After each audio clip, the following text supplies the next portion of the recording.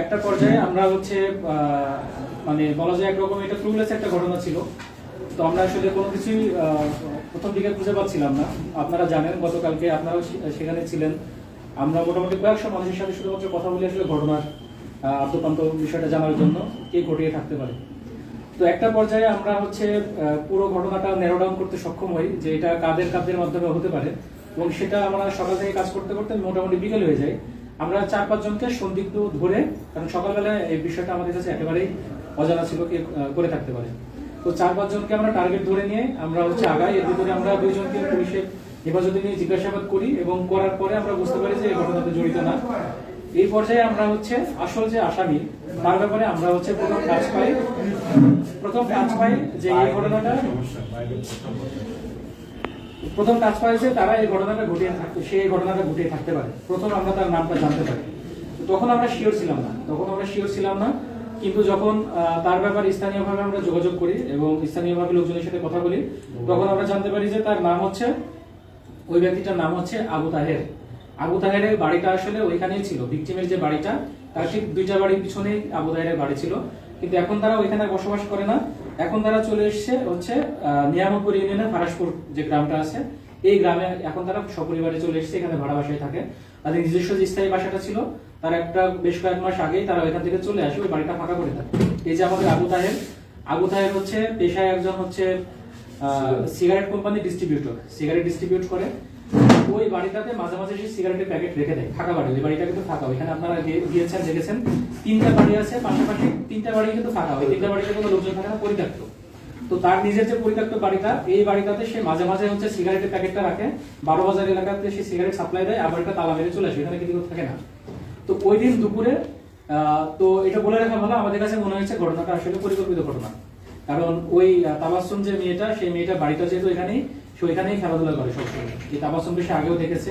তো আমরা যখন বাড়িতে কথা বলি, তখন ভিকটিমের মা এবং বাবা বলে যে এর আগেও এই মেয়েটা হচ্ছে তাবাসসুম যে বাড়িতে কোন সময় চিপসের প্যাকেট, কোন সময় জুসের বোতল এগুলো নিয়ে আসে। তো ওরা প্রথমে খোঁজ করার চেষ্টা করেছিল এটা আসলে কারা। আমরা আসলে প্রথম দিকে আমরা জানতে পারিনি এই কাজটা কে করতো। একটা বাচ্চাকে একটা চিপসের প্যাকেট দিয়ে, একটা জুসের বোতল দিয়ে, এটা কেউ তো দিচ্ছে, কিন্তু আমরা এটা জানতাম না, তারাও এটা জানতো না, ফ্যামিলির লোকজনও জানতো না। আমরা এটা পরবর্তীতে আসলে অনেক এখানে আশেপাশে যতগুলো দোকান আছে সবাইকে জিজ্ঞেস করে কেউ বলতে পারে না। তো পরবর্তীতে আমরা তারপরে হচ্ছে যখন লেগে থাকলাম, তখন ওই বাজারের ভিতরে একটা দোকানে একজন বললো যে ওই অমুক দিন সে হচ্ছে এখান থেকে জুস কিনে নিয়ে গিয়েছিল, অমুক ব্যক্তির কথা বলে, এবং সে হচ্ছে মাঝে মাঝে এখানে আসে। যেহেতু আমরা অলরেডি ন্যারোডাউন করে ফেলেছি, 5-6 জনের নাম আমরা পেয়ে গেছি, তো এই 5-6 জনের নামের ভিতরে ওর নামটা সে বলে আর কি। তো আমাদের সন্দেহ আরো ঘনীভূত হয়। তো আমরা দুপুর পরে বিকেলের পরে যখন আমরা জানতে পারি এই ঘটনাটা ঘটিয়েছে, তখন তার ঠিকানাটা আমরা কালেক্ট করি, এবং তখন আমরা জানতে পারি সে ফারাসপুর গ্রামে, সে হচ্ছে তার বাড়ি, সে এখন এখানে ভাড়া থাকে। পরবর্তীতে আমরা আমাদের টিম ফারাসপুর গ্রামে তার বাড়িতে হচ্ছে তার খোঁজে আমরা যাই। যাওয়ার পরে সে ইতিমধ্যেই ওই দিন সকালে, মানে গতকালকে সকালেই 26 তারিখ সকালেই সে কিন্তু কুষ্টিয়াতে পালিয়ে গিয়েছিল। এই খবরটা আমাদের কাছে ছিল না। কুষ্টিয়াতে তার আপন ভাই কুষ্টিয়াতে চাকরি করে। তো আমরা তার বাড়িতে জানার পরে আমরা জানতে পারলাম যে কুষ্টিয়াতে সে অলরেডি পলাতক হয়ে গেছে। তো সাথে সাথে আমরা জানার পরে আমরা কুষ্টিয়াতে আছে জেনে, যদি আমরা শিওর ছিলাম তার ভাইয়ের বাসায় আছে কিনা, তো আমরা এটা জেনে আমাদের টিম হচ্ছে কুষ্টিয়াতে রওনা দেয়। একই সাথে আমরা কুষ্টিয়া থানা পুলিশের সাথে যোগাযোগ করি, এবং আমি বলবো কুষ্টিয়া থানা পুলিশের সহযোগিতায় আমরা হচ্ছে এই আসামি যে আবু তাহের, তাকে আমরা অ্যারেস্ট করতে সক্ষম হই। আমরা কুষ্টিয়া থানা পুলিশ বা কুষ্টিয়া জেলা পুলিশকে ধন্যবাদ জানাই, এবং আমাদের পুলিশ সুপার স্যারও সর্বক্ষণ তাদের সাথে যোগাযোগ রেখেছিল। তো সব মিলিয়ে আর কি গতকালকে একটা সফল অপারেশন হয় এবং আবু তাহেরকে অ্যারেস্ট করা সক্ষম হয়। আবু তাহেরের বড় ভাই কি কোনো হেল্প করছে আপনাদের ধরার বিষয়ে, কোনো সহযোগিতা করছে? আবু তাহেরের বড় ভাইটা আমাদের মানে তাকে অ্যারেস্ট করার ব্যাপারে পজিটিভ ছিল, এবং সে বলেছিল যে এই ধরনের একটা জন্য ঘটনা সে তার ভাইয়ের কাছে স্বীকার করার পরে সে নিজেই হচ্ছে চাচ্ছিল যে তার ভাই ধরা পড়ুক। মানে আবু তাহেরের যে ভাই, সে ভাইটা বলা যায় আইনের প্রতি শ্রদ্ধাশীল ছিল।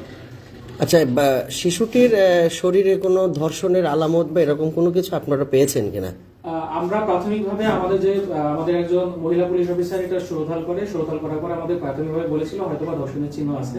পরবর্তীতে যখন পোস্টমর্টেম হয়, পোস্টমর্টেমের রিপোর্টটা আমরা এখনো পাইনি, বাট ডাক্তারের সাথে আমরা প্রাথমিকভাবে কথা বলি, যিনি পোস্টমর্টেম করেছেন ডাক্তার মহোদয় আমাদেরকে বলেছেন যে প্রাথমিকভাবে এখানে ধর্ষণের আলামত আছে, ধর্ষণের ঘটনা ঘটেছে।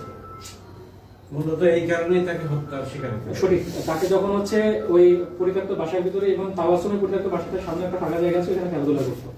এর আগেও সে এখানে তাবাসসুমকে খেলতে দেখেছে। এটা দুপুরের সময় এখানে আপনারা যে থাকলে দেখবেন ওইখানে দুপুরের পরে দোকানগুলো যা আছে সব বন্ধ হয়ে যায়, রাস্তায় চলাফেরা অনেকটা কমে যায়, লোকজন কম থাকে।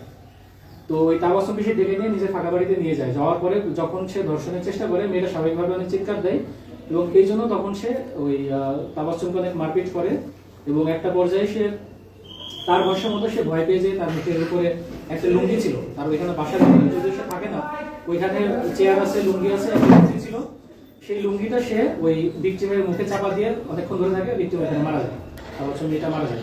তো আমরা আসলে আপনাদেরকে দেখেছি আরেকটা কারণে, এই যে লুঙ্গিটা দিয়ে তার মুখে চাপা দিয়ে রাখছিল, এই লুঙ্গিটা সে এই ফারাসপুর গ্রামের একটা পাশে সে ওইখানে ফেলে দিয়েছিল। আমরা এই লুঙ্গিটা তার দেখানো মতো জায়গাতে আমরা ঠিক এখন আইডেন্টিফাই করতে পারিনি, তাকে সাথে করে নিয়ে যাব। আমরা লুঙ্গিটা উদ্ধার করতে চাই এবং এই তাবাসসুমের স্যান্ডেলটাও সে নিয়ে এসে ফেলে রেখেছিল ওই ফারাসপুর গ্রামের ওইখানেই। আমরা স্যান্ডেলটা উদ্ধার করতে যাবো তার দেখানোর মতো জায়গাতেই। আচ্ছা, আসামি কি স্বীকার করেছে প্রাথমিক জিজ্ঞাসাবাদে আপনাদের কাছে যে সে ধর্ষণে যুক্ত কেনা এরকম কোনো? হ্যাঁ সঠিক, সে প্রাথমিকভাবে আমাদের কাছে স্বীকার করেছে সে ধর্ষণের চেষ্টা করেছে, এতটুকু সে বলে। ধর্ষণ করেছে এতটুকু সে বলে না, সে আমাদের কাছে বলে যে ধর্ষণের চেষ্টা করেছে, কিন্তু ধর্ষণের আলামত সেখানে পাওয়া গেছে। মামলাতে এটা কি আমরা